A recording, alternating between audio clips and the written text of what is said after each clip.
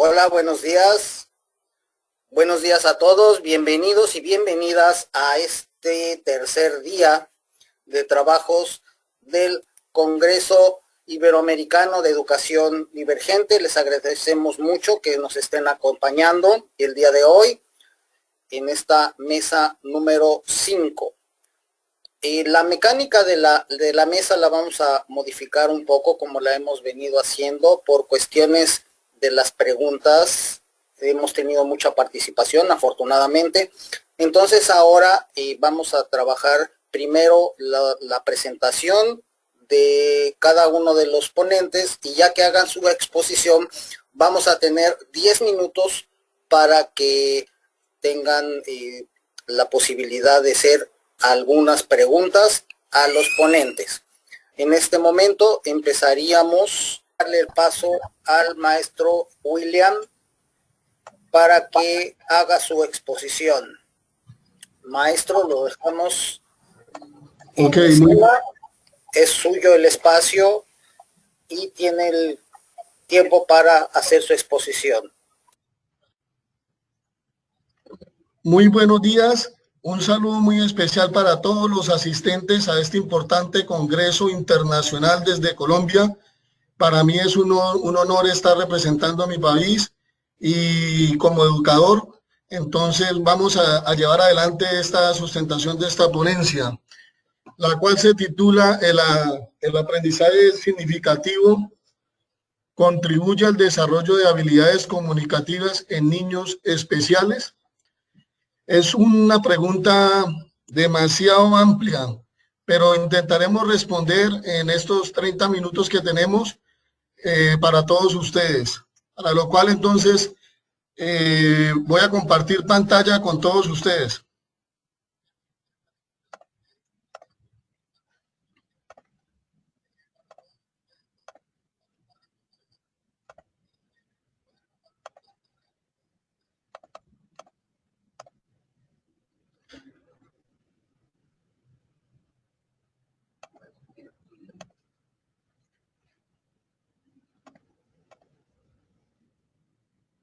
Ok, listo.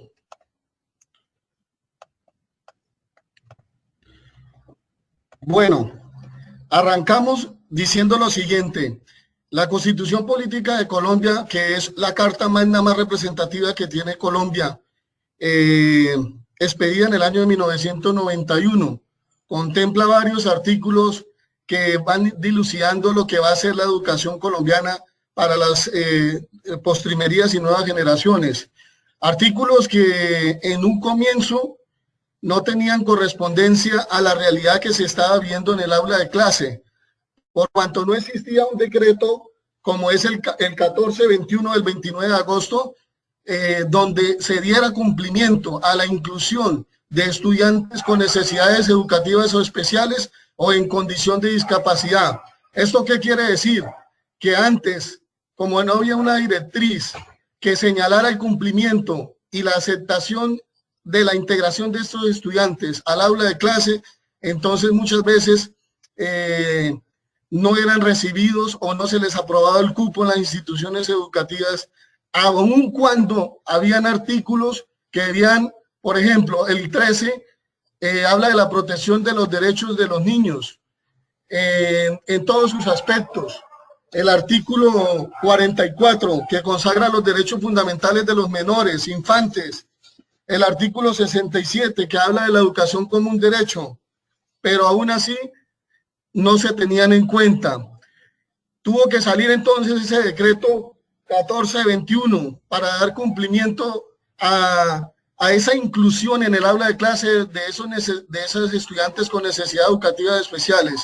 Fue entonces cuando la escuela empezó a dar pasos agigantados en la diversidad, en la inclusión, incluso en la integración de todas estas personas con los demás.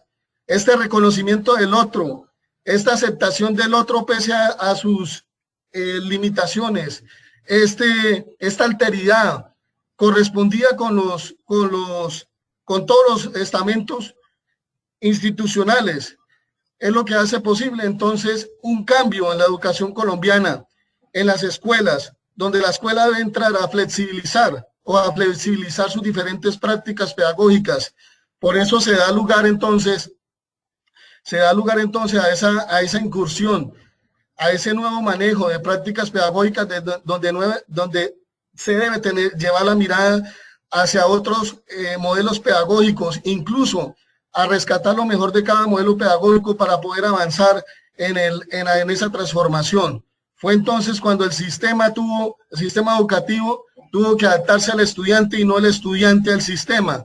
Esas fueron las palabras en su momento de la ministra de Educación, Janet Gia, cuando expidió este decreto. Con este decreto, entonces, se crea la educación inclusiva, que hace posible la integración de todos los menores con necesidades educativas especiales.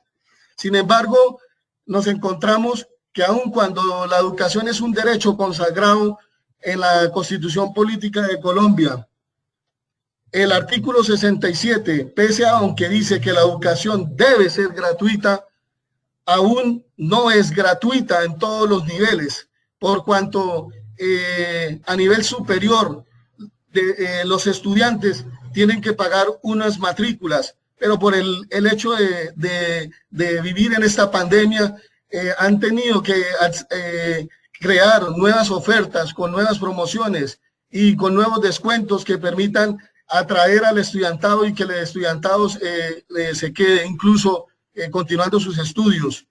Entonces, fíjense que aunque la Constitución nos dice una cosa, tuvieron que pasar en 1991 muchos años para que la educación se volviera inclusiva.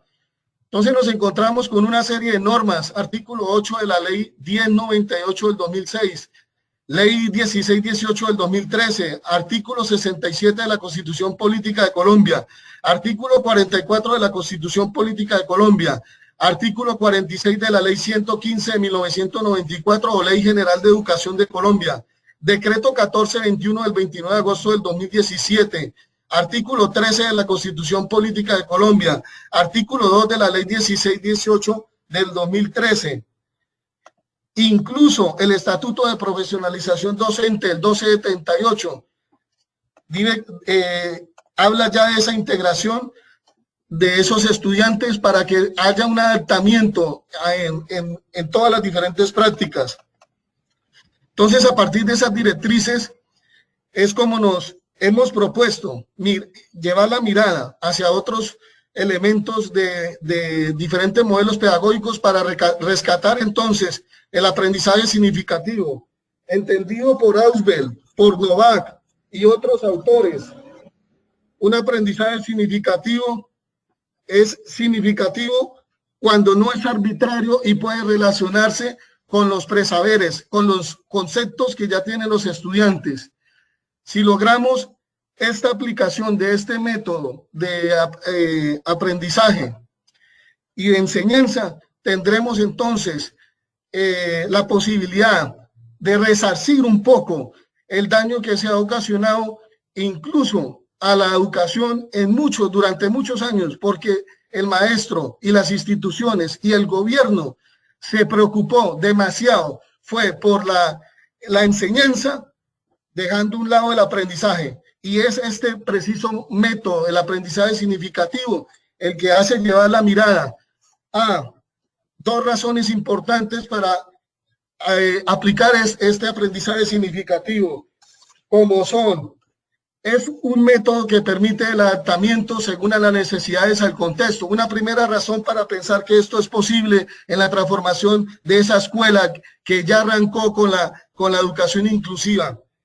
Y otra segunda razón es cuando nos podemos interesar por las condiciones y por las propiedades de ese aprendizaje que se da a conocer, que se explica con los estudiantes, pero que es el maestro quien debe también analizar su práctica pedagógica y revisarse a sí mismo para poder entender que esto es posible también en esa transformación de su práctica.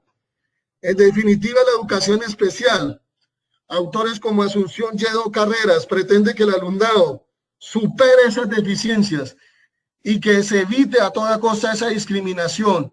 Ya no podemos seguir ignorando sino que debemos adaptarnos para que integrar a todos los diferentes actores de la sociedad, para que a todos se les pueda garantizar la educación y para que a todos puedan acceder al conocimiento.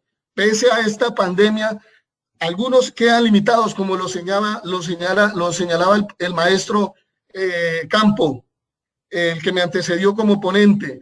Importante presentación y exposición de este maestro, con datos muy certeros, muy contundentes. En cuanto a cifras, estadísticas, reconocemos también que este tipo de aprendizaje debe ser entonces trasladado para poder lograr ese desarrollo de esas habilidades comunicativas. Y son entonces estas habilidades las que nos deben de marcar el camino de la práctica pedagógica para poder hacer entonces aplicación de nuevas estrategias que me permitan lograr ese aprendizaje significativo. No hay aprendizaje significativo si no llevo al estudiante a que él mismo, por su propia cuenta, no solamente recepcione todo ese conocimiento, sino que también lo descubra en su versión final. No podemos ser ajenos a esto, porque entonces esa capacidad para asimilar y descubrir, entonces no se podrá desarrollar. Necesitamos darle algunas cosas al estudiante para que éste entonces, a través de un aprendizaje por descubrimiento, pueda lograr esa efectividad en su aprendizaje y pueda romper un poco esa brecha de la discriminación y pueda acercarse para ser un poco más competente en el mundo laboral. Son ellos los que requieren también un espacio, un lugar, porque necesitan también desarrollarse profesionalmente como personas. He conocido varios casos en la Universidad del Tolima, donde soy profesor, donde en los últimos años se han hecho esfuerzos agigantados para poder incluir también a los estudiantes en la universidad, la creación del área tiflológica, el adaptamiento de algunos lugares de la infraestructura de la universidad para facilitar el ingreso de estos estudiantes en condición de discapacidad, la creación de monitorías de apoyo. Acá también el sistema educativo requiere de personas que apoyen esa labor del docente a través de un intérprete de señas.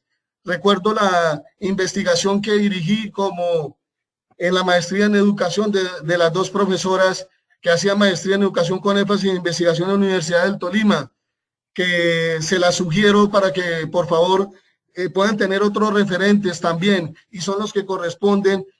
Esa tesis se llama Secuencia didáctica para mejorar la comprensión lectora de los estudiantes hipoacúsicos en los ciclos 3 y 4 de la institución educativa Simón Bolívar de la ciudad de Ibagué.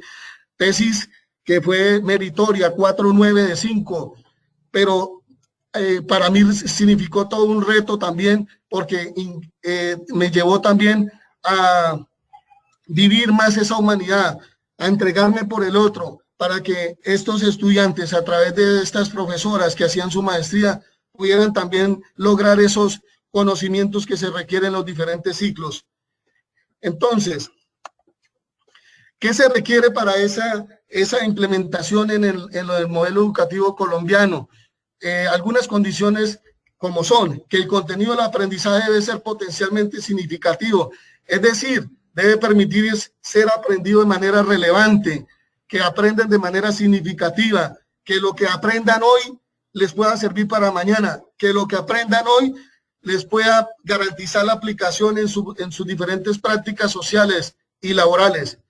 Una segunda condición, que el estudiante debe poseer en su estructura cognitiva los conceptos utilizados previamente formados de manera que el nuevo conocimiento pueda vincularse con el anterior. Es decir, que todos aquellos conceptos, presaberes, puedan entonces ser asimilados y adaptados a ese nuevo conocimiento que se está adquiriendo en el aula de clase para poder avanzar y lograr entonces esa asimilación.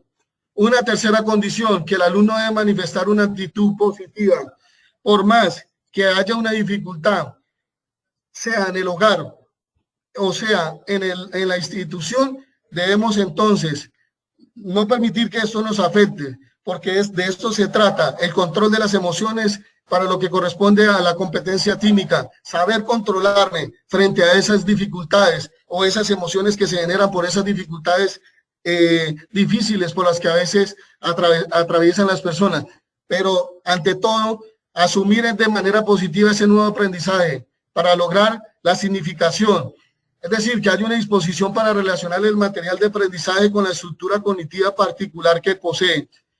Y cuando hablamos de necesidades educativas especiales, lo que se pretende es implementar esto en las diferentes necesidades educativas especiales.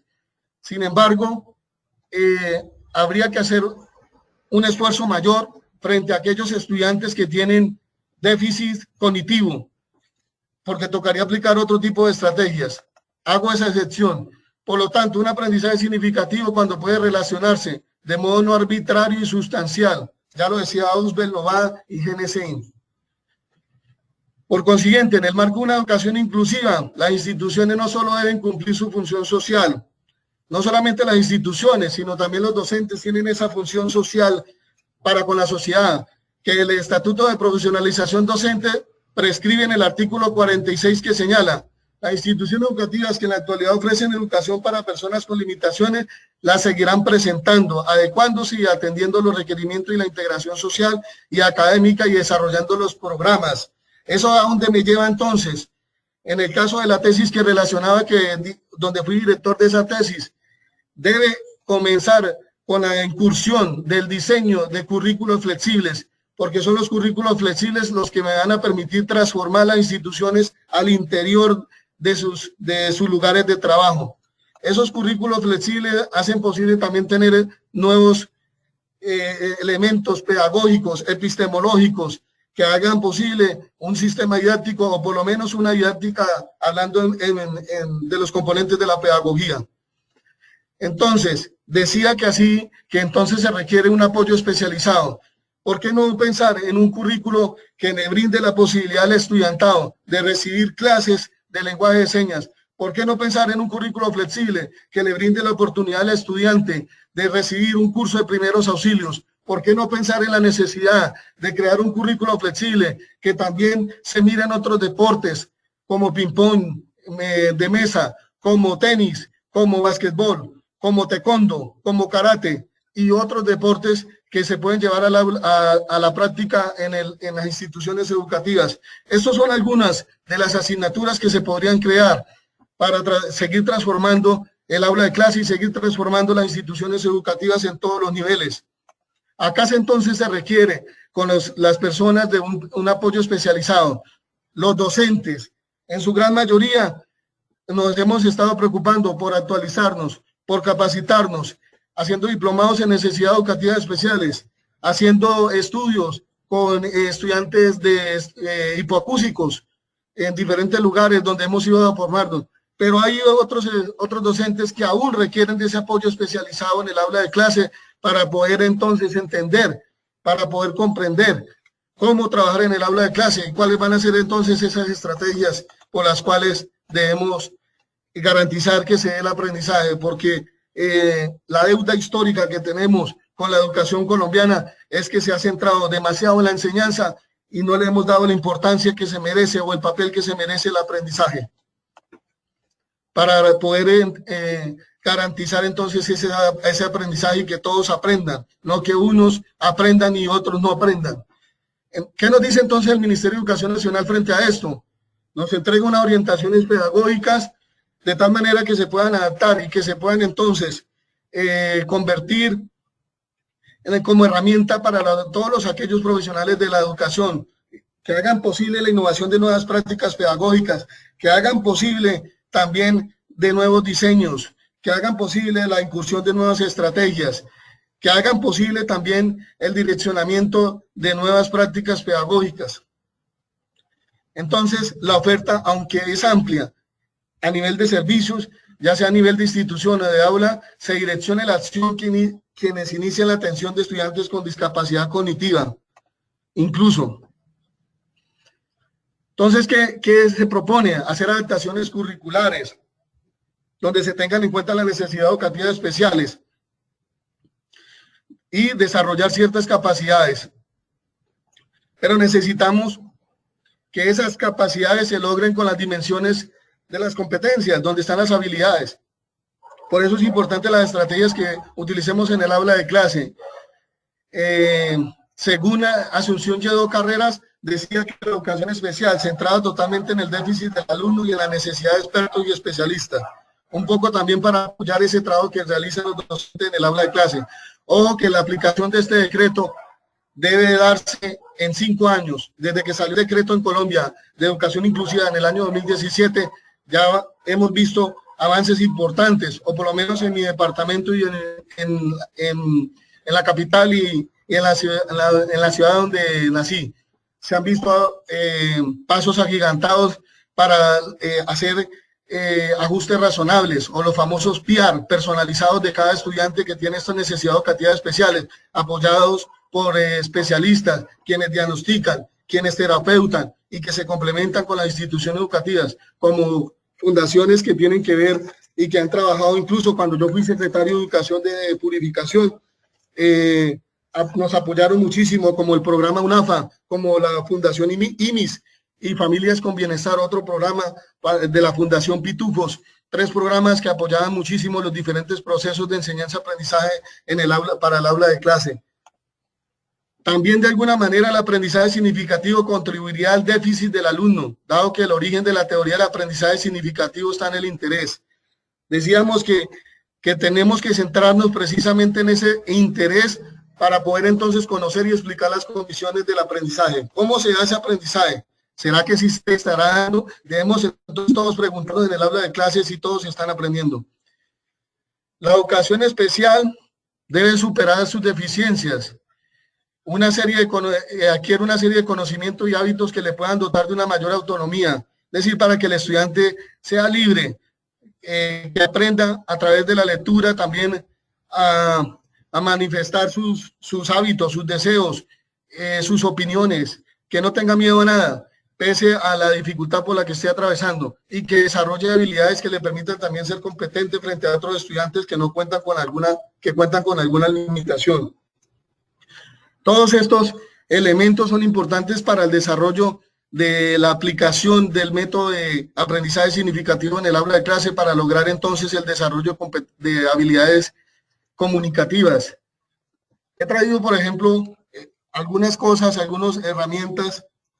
Voy a salir tantico de compartir pantalla para poderles mostrar. Y lo siguiente.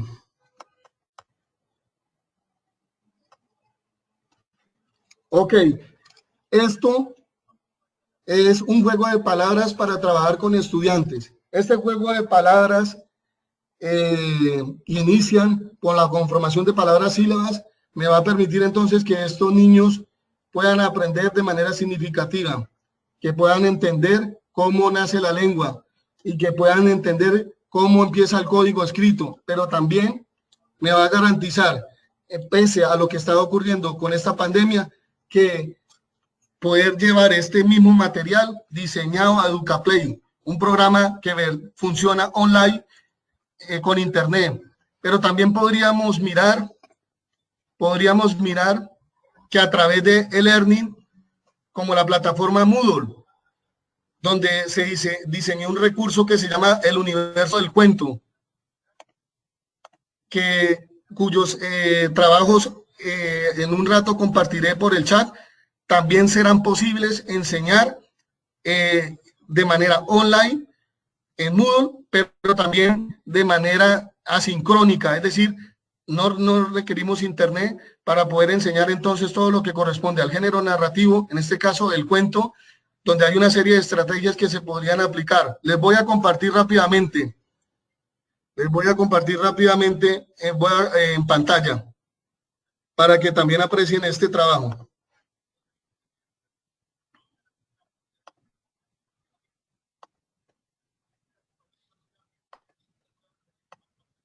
Ok, acá aparece Recursos Digitales Educativos de la Universidad del Tolima, un trabajo que se desarrolló para los docentes cuando los pude lograr capacitar en un diplomado de ayudas tecnológicas, de recursos digitales. Entonces, este es el ejemplo. A veces el docente también debe convertirse en el ejemplo para que los demás puedan aprender. Ese es un trabajo que se titula El universo del cuento como instrumento para la creación de mundos posibles. Está al alcance de todos. Ustedes lo pueden consultar, lo pueden descargar y lo pueden trabajar sin internet, descargando el archivo. Entonces, por ejemplo, acá está la introducción. Ahí está cargando. Está el objetivo de aprendizaje. Están los orígenes del cuento. Estoy leyendo algunas cosas, no todo. Y después de que le doy a conocer todo este tipo de cosas, entonces vienen unas actividades dinámicas que se pueden desarrollar bajo la modalidad de Google Forms, donde hay un cuestionario de falso y verdadero para que me demuestre si el estudiante aprendió o no aprendió y dónde entonces está la falla. Entonces, por ejemplo, responda de verdadero o falso en un cuento. El motivo es la causa por la cual se realizan las acciones, verdadero o falso. Y hay una serie de preguntas así que me van indicando. O les recomiendo la técnica de close, donde cada 5 palabras usted llena el espacio en blanco que se encuentra. Esto lo aprendí también de una profesora de la Universidad del Tolima, pero pues acá también tenemos otro ejemplo de pregunta donde hay unos espacios para llenar. Entonces el argumento es la, espacio del desarrollo de la, espacio, elaborar el argumento del, espacio, equivale a ser una, espacio del mismo. Maestro, muchísimas gracias por su participación. Muchas gracias a ustedes y abrimos el espacio para si tienen preguntas, maestros. Exacto. Adelante.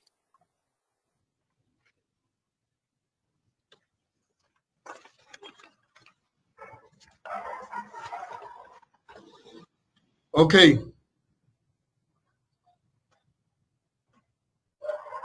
Carol Elías Harman, excelente ponencia. Gracias, muy amable por usted. Pregunta, Marea Fresca, se llama así en Facebook, dice, pregunta, ¿cómo atender la diversidad en la educación digital y disminuir las barreras? Alcancé a leer hasta ahí.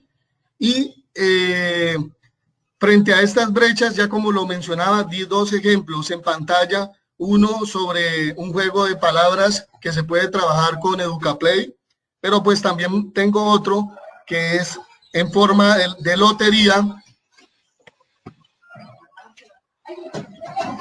Y también tengo otro en forma de lotería, donde voy a compartir en este momento por pantalla, voy a compartir lo siguiente. ¿Ya me están viendo?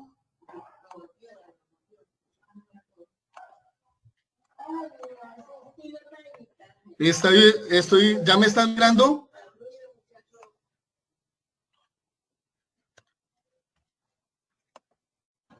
Bueno, acá se puede apreciar esto que se ha diseñado para hacer un reconocimiento del aprendizaje de las funciones del lenguaje, un trabajo que se hizo con estudiantes y hay unas fichas, todas unas fichas, y esto permite también el desarrollo de habilidades comunicativas. Este es otro ejemplo de cómo lograr entonces ese aprendizaje significativo en el aula de clase.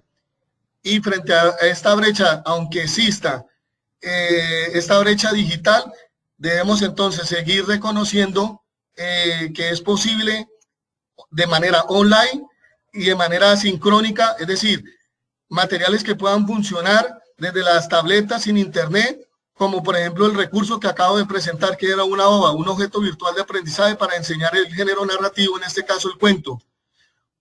Entonces, con eso respondo a la pregunta de la que se denomina marea fresca. No sé, hay otra pregunta. Algunas otras estrategias para la significancia de los aprendizajes en la virtualidad. Totalmente de acuerdo. Yo he presentado 4, pero pues pueden haber muchos más.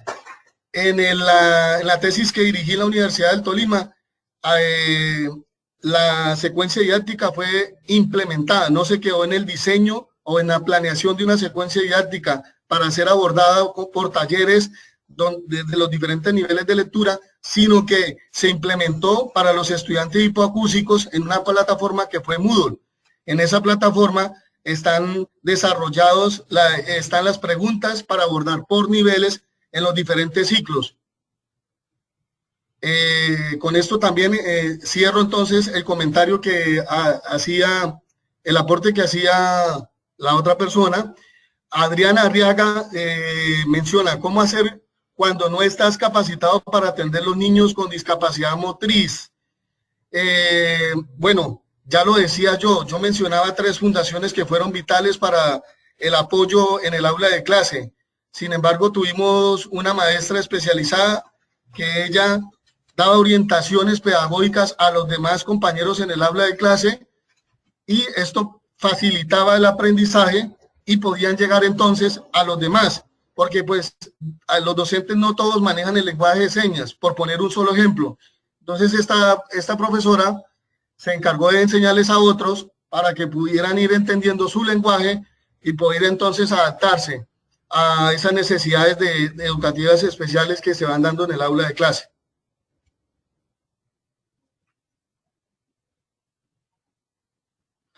Miramos a ver, Silvina Verónica Romero dice felicitaciones por su ponencia.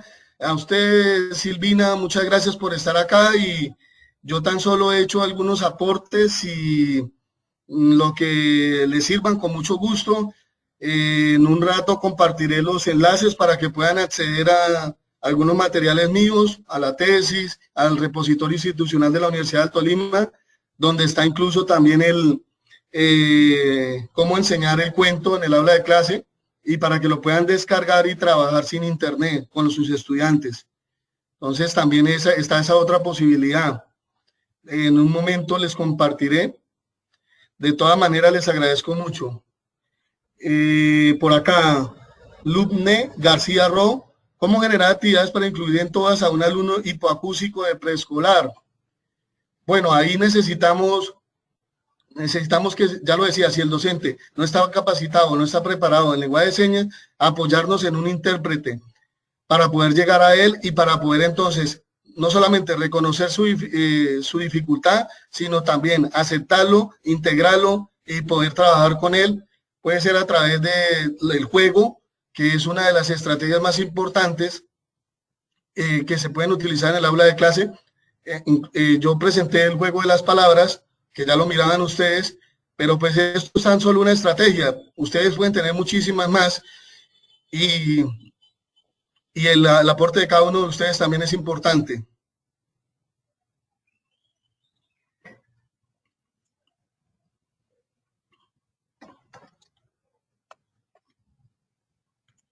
Julio Espejel, otra ponencia de calidad, gracias. No, yo tengo que agradecer muchísimo a todos mis docentes que me capacitaron para poder llegar a este momento tan importante, porque han sido muchos años, incluso muchos años de esfuerzo y sacrificios hasta llegar hasta la maestría. La idea es hacer el doctorado más adelante, pero ahí vamos. De todas formas, humildemente, les he podido llegar a donde he llegado, pero ahí estamos para ustedes. Mil gracias, mil gracias. Maestro, pues muchísimas gracias por su participación, le agradecemos mucho y vamos ahora a pasar a nuestro último trabajo del día de hoy de esta mesa con el maestro Edwin Hernán. Mil gracias, doctor Enrique. Gracias, buen día. No tiene prendida su cámara. Vamos a hacer un pequeño, les voy a pedir si tienen alguna, ahorita está en cámara la maestra. Bueno, al parecer, entonces, no hay ahorita preguntas, no está apareciendo el maestro Hernán, no sabemos si tuvo alguna situación técnica, en cuyo caso, entonces, pues les agradecemos mucho su presencia, maestros, maestro William, maestro Campo, maestra María Jardón, les agradecemos mucho su presencia, sus comentarios y los esperamos en la siguiente mesa, que es a las 12 del día, en nuestra última mesa, que es la mesa número 6. Que tengan ustedes un excelente día, una excelente tarde y estamos en contacto.